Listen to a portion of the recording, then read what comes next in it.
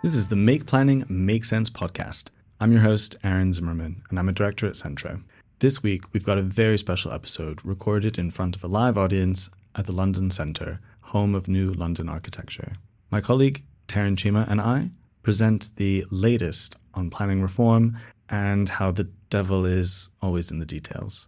We give a run-through of the draft NPPF, the Mayor's kickstart measures and new call-in powers, the PIA, including the National Scheme of Delegation consultation, and how these reforms will play out for developers and decision-making. Special thanks to the London Centre and New London Architecture for hosting this live event, and to Women in Property South East for co-sponsoring the event with Centro Planning Consultancy. If you like today's episode, share it with your fellow Planimals, and please do follow the show. And remember, we're ultimately here for you. Whenever you have a complex project that needs excellent planners on the team, please get in touch. Find us on LinkedIn and stay in touch on Instagram, X, and Blue Sky at MPMS Podcast. Let's dive in. Thank you, Reese, and thank you to Women in Property Southeast, to the NLA, to the London Centre, to the City of London Corporation. I think that's everybody. I'm Aaron Zimmerman. I'm a director at Centro Planning Consultancy. I've had the honor of speaking at the LSE, at the University of Brighton, and I'm an external examiner at the University of Westminster. Hi everyone, good morning. I'm Tarun Cheema. I'm an associate director at Centro Planning Consultancy. I also do some work for University of Westminster as a dissertation supervisor and guest lecturer, and I'm a member of the planning expert panel here at the NLA. Centro is based in Clerkenwell, so we're just around the corner. Some of our projects, mostly in Greater London, which we'll talk through in a sec, but we've got a growing number outside of London as well. And we were founded in 2019 by our beloved colleague, Luke Raystrick, who is at an inquiry today. So you might have seen his photo when you registered. I'm so sorry I'm stepping in for him today. Luke and I worked together at a previous London consultancy, and when he founded Centro in 2019, there was a tap on my shoulder. Do you want to come help grow the business? Lovely to have joined Centro then in 2020. So I joined Centro in 2021, so shortly after. And the way we describe Centro's position in the market is quality over category. So we don't have a particular specialism, although we've done a lot of work on hotel conversions and extensions, tall residential buildings and sports facilities. Enderby Place in Greenwich, that was a master plan scheme with 564 homes rising up to 33 stories. And then the one on the right is Plymouth Argyle's football club, their youth academy. So that's one of our projects outside of London. We also have a podcast. Oops, shameless plug. It's called Make Planning Make Sense. You can find it wherever you listen to podcasts. It's part of the Centro family, and the idea behind it is to have frank and open conversations in our own voices as industry leaders about what's working, what isn't, and what we can do about it across the built environment sector. So please do check that out. Give it a follow. For the purposes of Q&A, we might repeat your question into our own microphones just to make sure that folks following along at home can understand what we're trying to answer. We're going to be talking through three topics today. So the Planning and Infrastructure Act from December 2025, the draft NPPF that we got in December 2025 as well, and the GLA's support for house building LPG, which was adopted in March. So obviously there's a lot of detail in those documents. So we've picked out our favourite bits basically. So we're going to try and cover as much as we can. But before we get into the content of the documents, we just thought it'd be important to set the scene for why these changes are being made. The short explanation is the UK isn't building enough homes. So there was a report in 2023 by the Centre for Cities that said that Britain today has a backlog of 4.3 million homes from the national housing market. So that represents about 15% of the overall stock. We've got some annotations on this graph. The red line is the 300k home annual target that the Labour government have set and that the previous Tory government had as well. But the Centre for Cities estimate that it would take 50 years building that many homes per year to fill that backlog. And as I'm sure a lot of you are aware, even that 300k target feels very remote at the moment. The Centre for Cities also estimated that if we want to clear that backlog in 25 years rather than 50, it would take 442,000 new homes per year, which, as I'm sure all of you are aware, feels very unrealistic at the moment. And they even estimated to clear the backlog in 10 years, it would take 654,000 homes per year. As you can see from that graph, we're nowhere close. So I'll hand over to Aaron to talk about affordability. This is a fun one just to also frame the importance of the work that we all do in the sector. It's the housing affordability ratio for the middle and lower incomes in England from 1997 to 2002. As a rule of thumb, a lender is able to or willing to push up to about 4.5 times a household's income for a loan figure. And it was about 4 in 1997, and now our national average is 8 to 1. In Tower Hamlets, which is the best ratio in London, it's at 10 to 1. Shout out Tower Hamlets. Trendy Hackney at 14 to 1. Bougie Camden at 18 to 1. And International Wealth, Kensington at Chelsea at 38 to 1. So it's against this backdrop that the national government and the GLA are making changes that we're going to talk through today. And the other context, of course, is something that we don't have a slide about, but it's exactly what you think. The fact that residential starts and completions across Greater London have plummeted. Moving on to the Planning and Infrastructure Act, Aaron, can you talk me through what it is and what the key changes are? Yeah, so the Planning and Infrastructure Act has a lot of really good stuff in it. It received royal assent in December and includes something particularly interesting, I hope, for developers and other people in the planning day-to-day, which is the National Scheme of Delegation. The draft guidance for that was issued in March.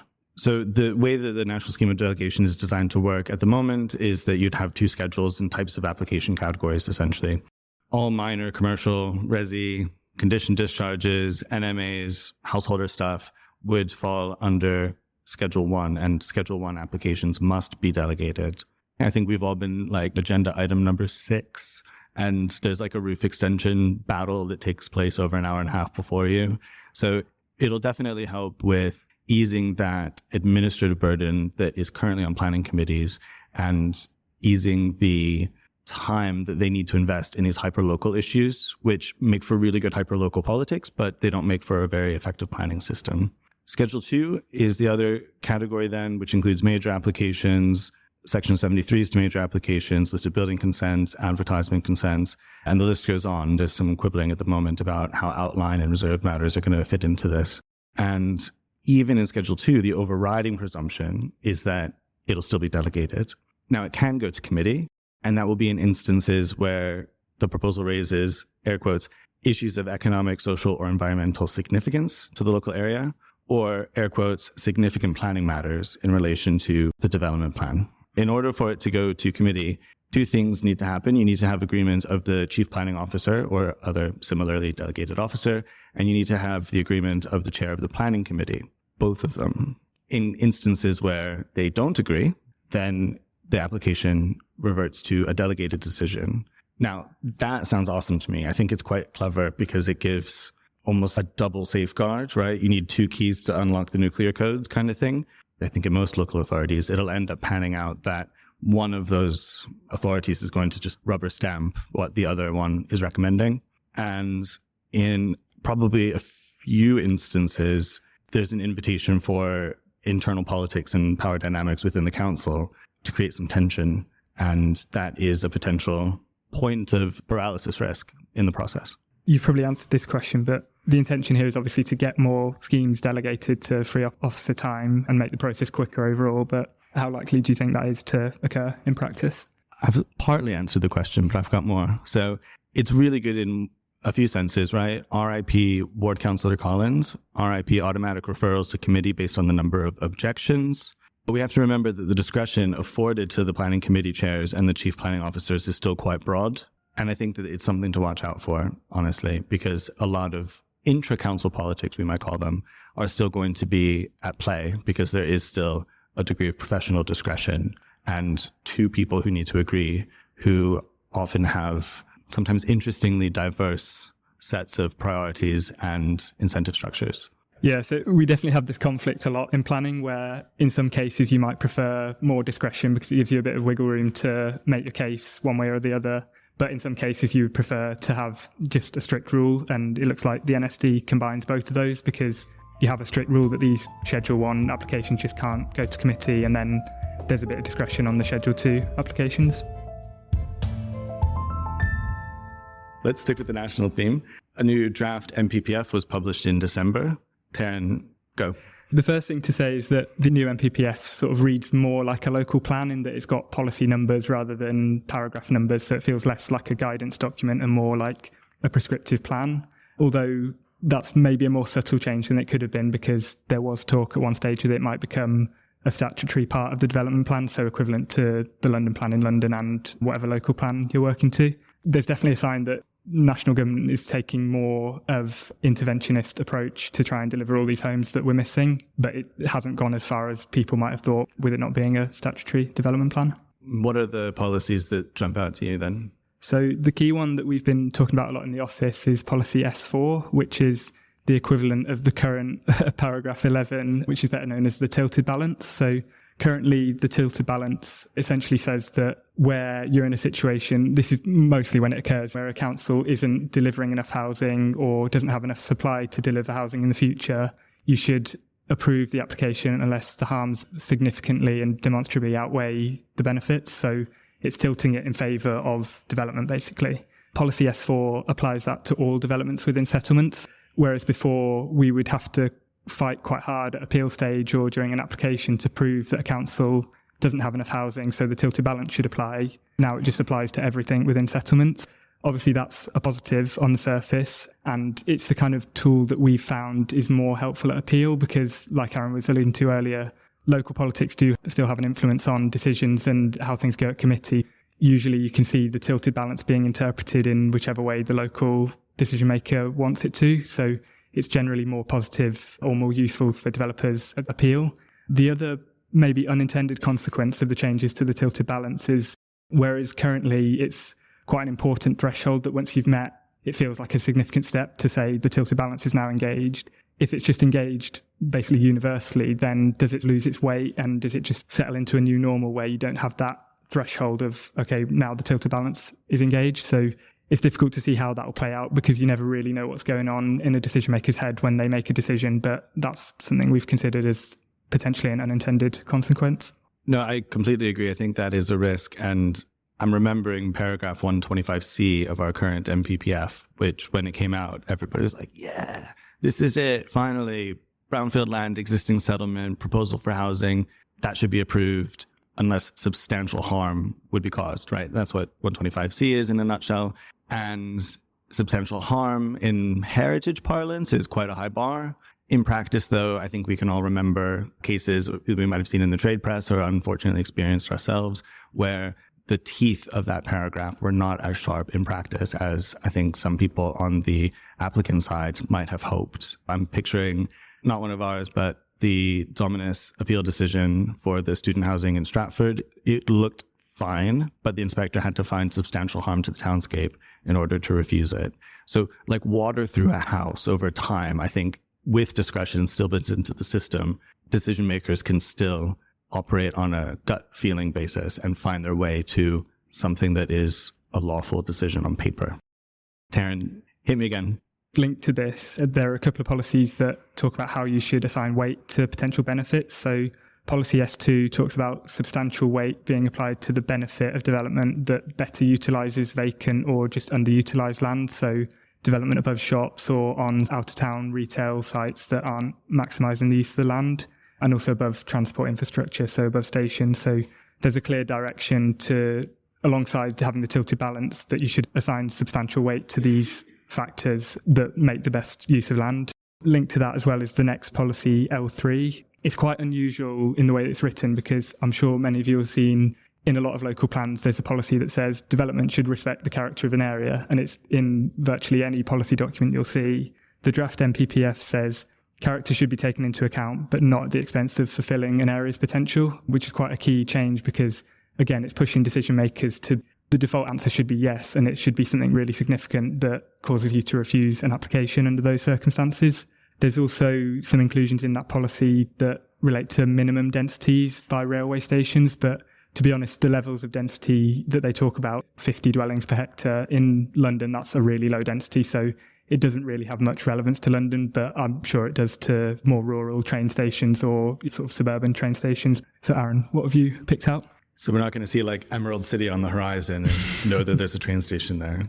Yeah. No, unfortunately not. Probably not. But I don't want to be all doom and gloom about it, right? This is the national government still trying to tweak the pathway sort of direction of decision makers. I think in summary, like if we were to try to put all of our caveats into one basket, it would be a basket called discretion. And I don't think that the national government has had maybe, I think, the political capital to really grasp that nettle, to use a Britishism, or to step on that third rail. You'll understand that one too. I want to give a shout out to the rework of the heritage policies. Policy HE5 is a good example. It just looks like maybe a rephrasing and a tightening of the existing framework for assessing significance and impact on heritage assets that we might all be familiar with. But it's still a fun read because you can see the frustration, or at least the acknowledgement by government, that the process is commonly wrongly applied in practice. One thing that it changes is that it now puts into the NPPF, out of just historic England guidance, you can find no harm. It doesn't have to be positive or a negative. And often, like design heritage can become weaponized in decision making, where a decision maker just knows, it's sort of like, well, come at me then, right? And that's really unfortunate. It's just a nice kind of reminder and a recognition of something that's already happened, but now it's at the NPPF level. Another favorite part of HE5 says, remember, you're assessing the effect on the heritage asset's significance. You're not commenting on the scale of the proposed development. And I think that is another area where, unfortunately, officers who might not be really experienced or might not be supported by their senior team with budget cuts and staffing shortages and all the rest of it might look at a proposal and be like, well, that's taller than the church steeple. No, it's harmful. And that's a lot of really templated and repetitive choreography to get through that. And it's a nice sort of thing to have in the NPPF where you can just point right to it and say, visibility does not equate to harm. Height does not equate to harm. What is the effect on the significance? So really nice to see all of that put into the NPPF. Again, it doesn't necessarily change how, say, a heritage consultant might work through it, local authority or private sector side. It's also worth noting is that heritage is not just NPPF and historic England guidance. It is also for sure a case law issue. And there's been a mountain of case law that has clarified and in part helped shape how we understand the NPPF heritage fascisculus, to put it on the third episode now of the podcast where I've said that word, or someone else has, maybe incorrectly pronounced. So when you look at it from the perspective of a heritage consultant, you say, well, yeah, this is just what we do already, but it's a bit tighter. It will still also need to be relitigated, and there's still going to be case law that's going to have to guide decision makers to, I think, help get them to that point where the behavior of decision making around heritage changes. So yeah, I'd wager anything. Watch out for a whole new raft of case law. It is the same territory, but it's new territory in how it's practiced, I would argue. And one more for you all for the draft NPPF. It's my personal favorite. Listeners of the pod will know. Tarun, do you want to do the honors though? Policy PM13 is a direct requirement for policies to not cover matters that are already addressed in building regulations. That's an issue that I think comes up quite a lot, that there's a lot of duplication or contradictions between what you're told to do in policy and what is required by building regs. And I know you've got a few examples of that, Aaron. I think number one on a lot of folks' mind will be fire and what the London plan does in its next iteration. With the draft coming forward, I believe June is the target for the draft of the London plan. I'm looking forward to that. But it also relates to local plan policies. So if we think about noise policies in places like Westminster and Islington, they say building regs plus, right? Building regs but better. And that can create very onerous construction costs. And the reporting requirements are significant. If you wipe out 3 of these reports for a minor development in Merton, then that's 15K that can just go towards the per unit affordable housing contribution. And the stuff is zero sum at the end of the day. And related to the building regs carve out, honestly, shout out to government, because it's one of the few instances in the NPPF where they've actually stood up and said, you know what? This is not planning. Cut it out. Don't worry about it. Building regs is going to do it. If the building regs on noise insulation are wrong, that's their problem, frankly. And we can't really be picking up the slack of every other regulatory regime. There's an exception to the building regs carve-out, which is water usage. Because the 105 litres per person per day is a voluntary standard in building regs. The barristers and government civil servants have decided this should probably be a carve-out to the carve-out, if you will. We're allowed to still have a policy where you need to do a pre-commencement water usage report and then probably a post-completion report. There's a really funny kind of anecdote about that. I just got my quarterly Thames water bill. And I live in a new build. It was subject to this policy. I'm sure that all the reports were done. I have a low-flow shower head. I don't run the tap when I brush my teeth. I use far in excess of 105 litres of water per person per day. Confessions. So something to bear in mind, not only is it well-intentioned, not only does my flat have an eco dishwasher, not only do I shower more often than I bathe, but it's not even meeting the purpose. And so you do have to wonder, first, is it the cart leading the horse in terms of who's seen a new build with a high-flow shower head? That's weird. Second, it doesn't work anyway, coda Thames water bill. And it really is an added grief, a waste of public resources to assess those reports, added time to the applications, and another cost that in a zero-sum game could be affordable housing, or it could be the difference between viability or not. That's probably not the line between viability or not, but it adds up. So in addition to PM13, there's also policy DM7 that deals with the relationship with other regulatory regimes more broadly.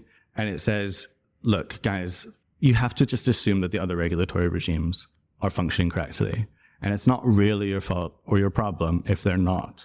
Asterisk, building in a bit of discretion to make sure that it stays challenging unless there is clear evidence to the contrary. So that makes sense on paper. In practice, though, what's clear evidence, right? Is it a news article about water shortages? Is it a thing in the Londonist about Ealing's freshwater supply or electricity grid or whatever it is? I think that it is good to be in the NPPF, absolutely, to say if it's another regulatory regime, it's another regulatory regime. In the wording of it, and the fact that discretion is still built in, I would query whether it is a strong enough policy in the NPPF to actually stop planners' impulse of trying to pick up the slack of really everything possible, and that sort of impulsive perfectionism and impulse to control each element of multiple regulatory regimes. We'll be right back. At Centro, our tailored approach turns potential into planning permission for major development projects nationwide. Every project is unique, and our analytical and persuasive approach delivers the best possible results for our clients. Our team's diverse insights are essential to creative problem solving, and together, we're proud to plan for a sustainable future. Get in touch if we can help. Find us on LinkedIn and online at centroplan.co.uk. Moving on to London then, as we mentioned at the start, the GLA adopted its support for house building LPG in March. We got a draft of it last autumn and it was virtually unchanged from that. But what are the key components of the LPG, Aaron? I see that there's two key components to it. One, all of them are related to viability and deliverability and getting this part of the sector in Greater London back up off of the mat. I'll talk a little bit about the strictly sort of financial levers. We're all familiar with the London plan, show of hands. It's okay, you don't have to put your hands up. There's the 35% on-site affordable fast track policy. The LPG lowers that threshold to 20%. And if you have on-site affordable at 20% with, I believe, 60% social rented provision in that, and also still subject to all the other caveats of the fast track, you kind of have to make sure it accords with the expectations that are a bit more minute, but I'm not going to go into, then you can get half off local sale and you can get half of your affordable housing paid for with grant funding. So in that sense, it's really positive that grant funding is coming back for S106 affordable schemes. In practice, you don't just actually have to be an RP anymore to access grant funding. The lower affordable housing threshold is helpful for certain schemes, and it's all good stuff. But there's a couple of things. First, the LPG itself sunsets on the 31st of March, 2028. And with the timescales that we currently work to in planning and development, that's not far off. For the SIL relief, you'd need to commence by 31st of March, 2030. I think that's a little bit more fair, but also if you've got a big scheme and it's in S106 ping-ponging for a year, that is still something to keep in mind. This isn't something that's already in the bank, and you do need to work quickly and really encourage your other stakeholders in the process to work quickly to achieve this.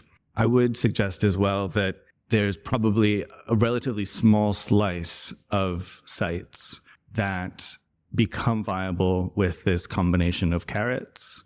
If you're actually at kind of a 15% equivalent affordable housing offer, it's really one stick and two carrots, right? To coax you into maybe just getting it to be viable. And the other thing to consider as well is the way that viability does cascade into design terms. Taryn's going to talk about design, but in the way that you've got 20% on site or 35% on site, you have to remember that the RP doesn't do pepper potting, so you have to put it in a separate entrance, a separate core. So already the viability starts to move around in a way that actually will also impact the build costs.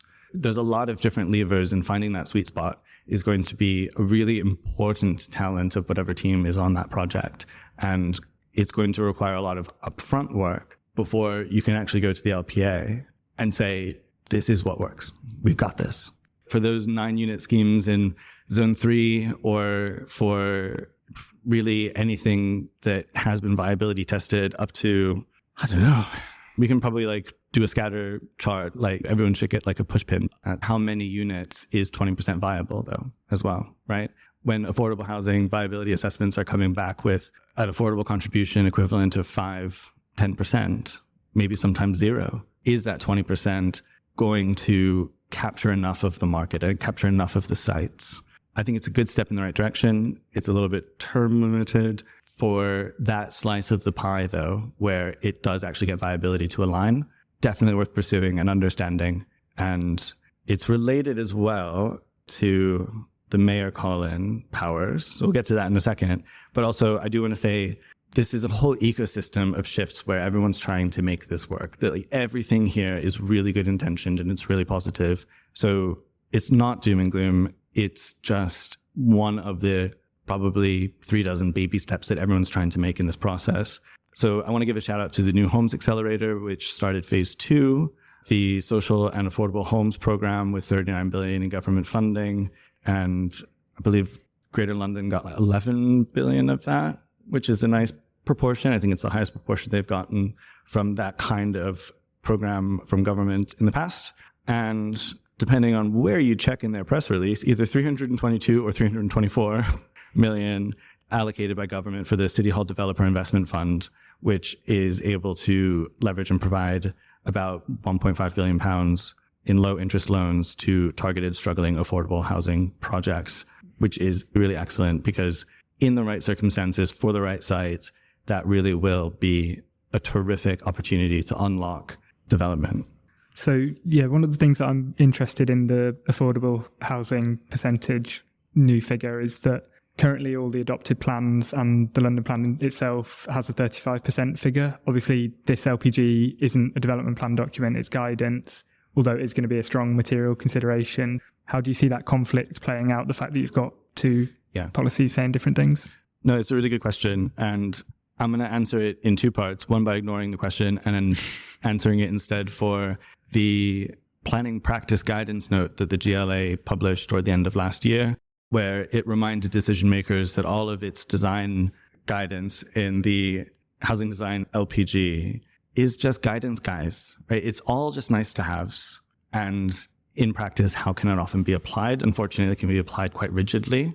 I personally don't mind if I can see a lift shaft over the facade of a building, but that was one of those kinds of things that was batted around.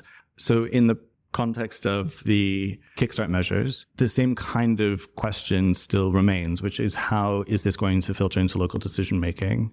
And will there be instances where an authority says, actually, we do give regard to it, but it's only guidance. Guidance is gospel when you want it to be, and it's just guidance when you don't. But there might well be certain authorities that still decide to take a political or a corporate position that, notwithstanding the guidance, we do have to prioritize the development plan. And I think that is going to relate to the design issues as well. So it's something to watch out for, and it's something to remember that, like a lot of these changes, there's going to be professional discretion. There's going to be corporate positions by local decision-making authorities. And there's going to be a bit of uncertainty around timings with just being able to get stuff work. And then also there's the process of designing and getting permission for a viable scheme, which is a thing unto itself. The other thing is, how is this going to actually then be implemented in practice? In some local authorities, they'll say, yeah, we get it, we're on board. In some local authorities, these policy changes are going to be most impactful, unfortunately, at appeal stage or with the mayor's new call-in powers that are coming online 11th of May. I think we can expect to see the GLA swooping in many a time in cases where a scheme has taken the opportunity of this approach and still might not have been able to secure local support. But Tarun, what's interested you in the LPG? There's changes to the residential design guidance that, again, are all fitting with this overarching theme that it's becoming less and less viable to deliver residential schemes. So there's more flexibility in the number of dwellings per core. At the moment, it's currently interpreted as just a strict limit of 8 units per core per floor that you just can't go over. And there's a bit more flexibility in that. Hopefully that will make the schemes a bit more viable because, yeah, the key, I think, viability challenge is the sort of net to gross value of a development. There's also clarification provided on the acceptability of single aspect units, because I think at the moment a lot of authorities just interpret single aspect units as just being universally bad quality units. And I think the guidance provides a bit more clarification on the fact that it's a dual aspect unit is generally good, is not the end in itself. The end is providing a good quality unit. And if a single aspect unit can demonstrate that it's got good ventilation and therefore doesn't overheat and it has good daylight, then there shouldn't be an issue, because that's the thing that you're ultimately measuring, not how many aspects the unit has. So that's definitely a positive. The other key thing that has changed is the cycle parking standards. They're being reduced overall, and we had a scheme recently where we relied on this guidance for the first time in Wandsworth, and it reduced it by about 20%. So the minimum is already lower, although it varies by borough. The other key aspect of this change to the cycle parking guidance is that the minimum doesn't have to be met just by providing on-site cycle parking in the traditional way.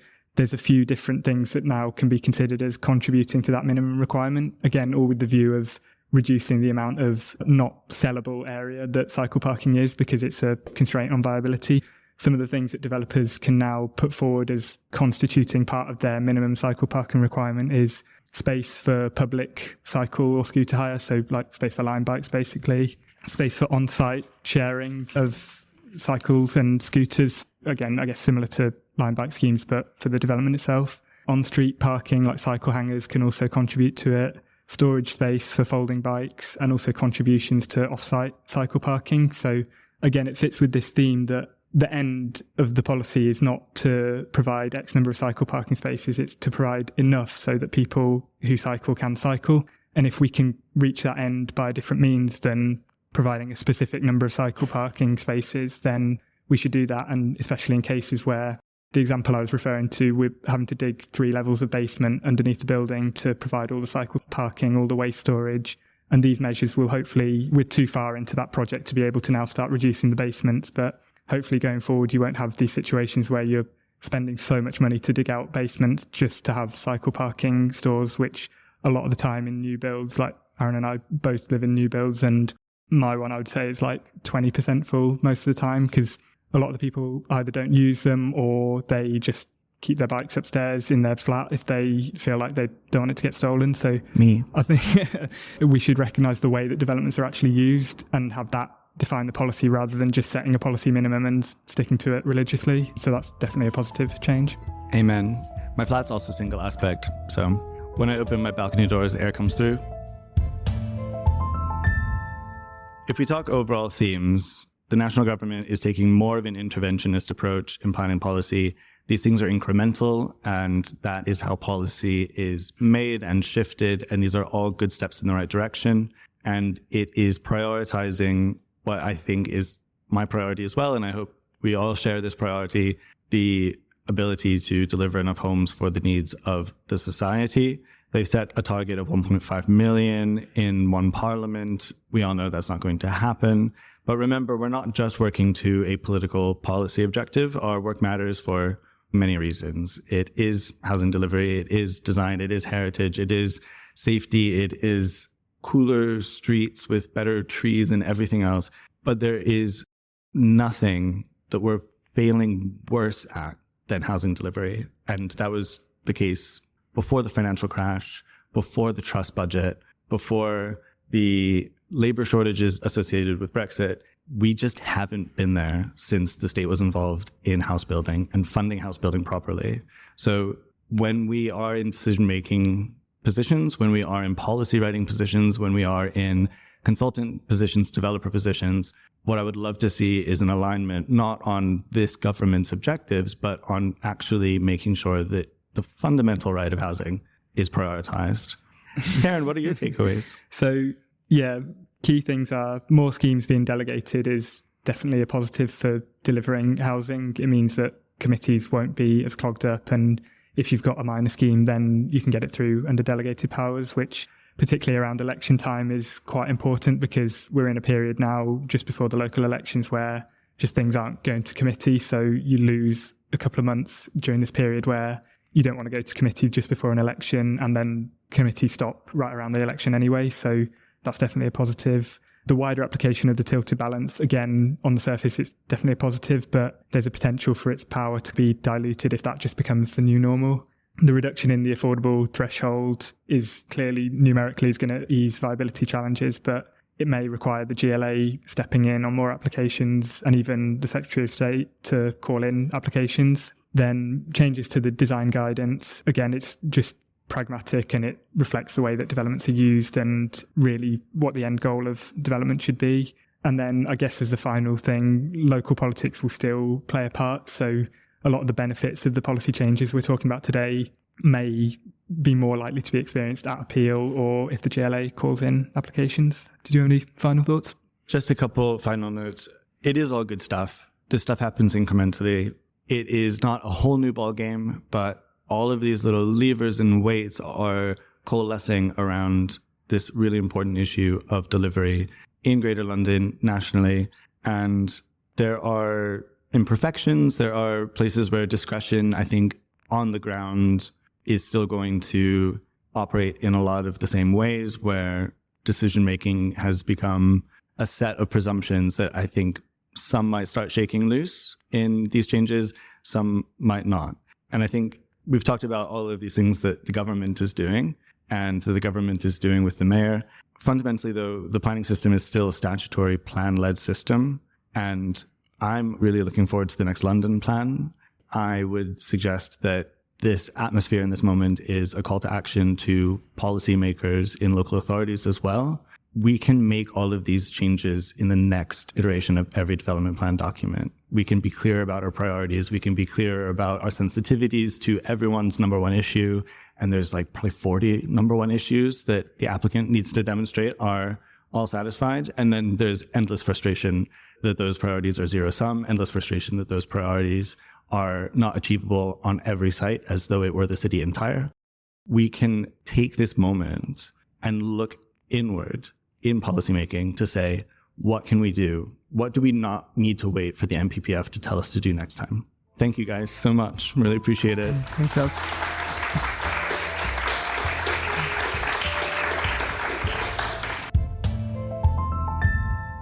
I believe we're doing a Q&A. So remember, we'll repeat the question as closely as possible. Thank you very much. So the question was, in the context of being on design review panels, a lot of the discussion focuses around SPGs and local guidance documents. How would it converge into the national policy context? So the Planning and Infrastructure Act does seek to constrain local authorities on what they can put out as additional guidance documents.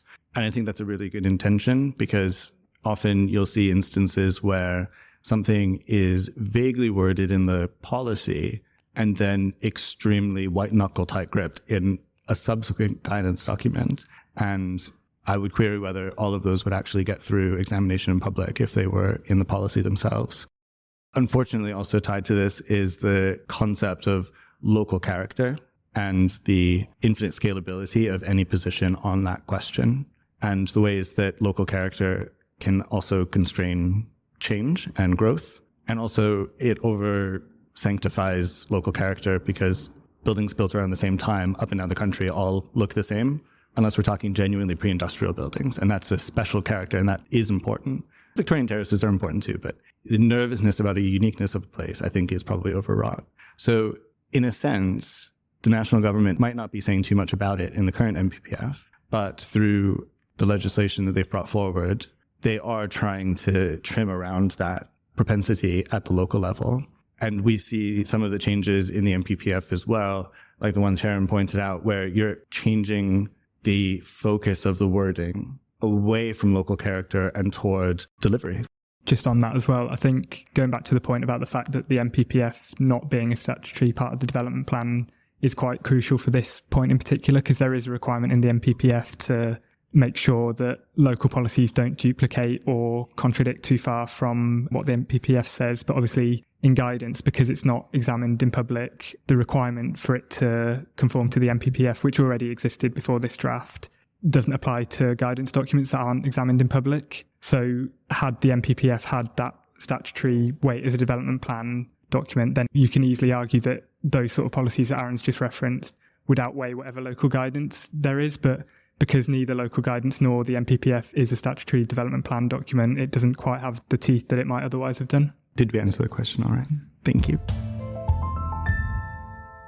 The question was around the apparent disconnect between polling, where people do support housing, and then the people who tend to show up at committees who tend to oppose housing, and how there might be better engagement of the people who aren't necessarily upper middle class, retired, and enfranchised to speak about the needs that they have, which are about the homes that don't exist yet. And so they're not even constituents yet, right? That's the challenge. Yeah, it's definitely a challenge, because I think a lot of the time, if you are in favour of a development, you're not going to go out of your way to then write a comment supporting it. And it doesn't help that a lot of the application portals online for councils will say comment or object to an application. They never reference that you might want to comment in support of an application. The other thing to say on that is there's a scheme in Wandsworth, the Glassmill scheme, that was refused at committee, and it's just going through the appeal process at the moment. That got a lot of local objections. The developer went and did the sort of engagement that you're talking about to try and tap into this silent majority who are in favour of housing but wouldn't necessarily write in support of it. They ended up getting loads of letters of support from that, but then when it was discussed at committee, it was met with a lot of scepticism, because it's just not normal to have that. So it's a challenge, because I think even where you can generate that support and tap into the silent majority, sometimes it's still met with scepticism. Yeah, it's a really interesting and important question, because there is an absence of, or a challenge in mobilizing support on a case-by-case basis. And I think that makes sense. If I'm looking for a flat, shared ownership, obviously, I might be looking in Camden and Lambeth and Islington and, again, shout out Tower Hamlets, but where I settled. The need is so diffuse and non-geographic that mobilization would almost be overwhelming for those people who are trying to remind every decision maker for every scheme where they could potentially live and be happy to actually get involved. There are all sorts of really good organizations, I'm sure like your own, who are thinking about this question and working to mobilize millennials, Gen Z, Gen Alpha, who might have that voice to say, I'm living in a really damp, crowded terrace, or I'm living at home, and can you help us out? I'm also reminded of an episode of the podcast with Melissa Murphy, KC. The conversation prompted this opportunity to take a step back from this presumption that the committee vote is really that democratic in the first place. Because if the committee says yes, and you get permission. If the committee says no, it's taken right out of the hands of elected officials locally and it goes to a technocrat. Is this really as sacred and as powerful as we are treating it, this local committee process? I think that's something worth reflecting on, because everyone, and I'm right there with you, is racking their brains. How do we actually mobilize the people who are in need? Maybe we're trying to find an answer to the wrong question. And the government's kind of recognized this with the National Scheme of Delegation, right? How can we maybe, instead of mobilizing just the right people for every application, what if we look at the process of it and ask ourselves whether this sacred democratic accountability is at the right point in the process? I'm also a huge proponent of better engagement for the local plan process. I suggested once an app like Duolingo. So you're like on the escalator in the morning and you can answer a few questions and you can hop off. So getting more people involved so they feel that it's fair earlier is really important. So to just repeat the question, it was about whether in residential developments there's any requirement in the NPPF to incorporate open space and roads. Is that correct? Yeah. I don't know. Don't think so. Not that I'm aware of. It's an interesting question, though, because it's something that we've even been exploring since I was at University of Glasgow getting my planning master's, that there's a trend towards the privatization of public space, this sort of Vancouver concept of the plazas, but then they're also controlled in a private security kind of way, and they don't have equity in the way that the space is allowed to be used. It's a really interesting one. We do see it across London, absolutely, where the council will say, like, well, I'm not going to adopt that, right? No. We see it in the way that public spaces are commoditized as well. So shout out Stratford Westfield. The challenge, of course, is that there's the kind of good urban design principles behind it and the social equity principles behind it. And then there's also a council that probably is creaking under the costs of maintaining what they're already responsible for, what's already been adopted. The way to shift that in a market sense probably is outside of planning's purview, but the way to shift it in a case-by-case basis, I think, would relate to properly funding local authorities. Thank you so much, everyone. Thank you, everyone.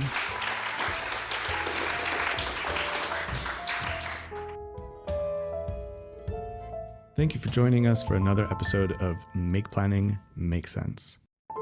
Please do give the show a follow, and please share the show to keep the conversation going and the community growing. Find us on Instagram, X, and Blue Sky at MPMS Podcast, or write to us at podcast@centroplan.co.uk.